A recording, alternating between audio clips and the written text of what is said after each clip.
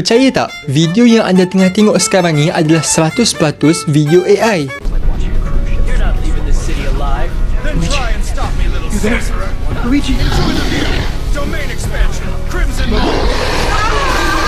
ChatGPT ataupun OpenAI baru je lancarkan satu model AI terbaru dia, iaitu Sora 2. Sora 2 ni menjadi satu saingan bagi Veo 3 sebab dia boleh hasilkan audio hanya menggunakan text to video. Seperti yang kita tengok, dah banyak sangat improvement berbanding Sora yang pertama dulu, daripada segi fizik, daripada segi motion dan realistik. Dan update besar yang terbaru dibuat oleh OpenAI adalah mereka telah melancarkan satu aplikasi seumpama aplikasi media sosial, tetapi keseluruhan kontennya adalah AI. Dalam ni anda boleh hasilkan memes, boleh masukkan muka anda jadi AI dan jadikan muka anda berada di tempat apa-apa pun ataupun watak apa-apa yang anda nak.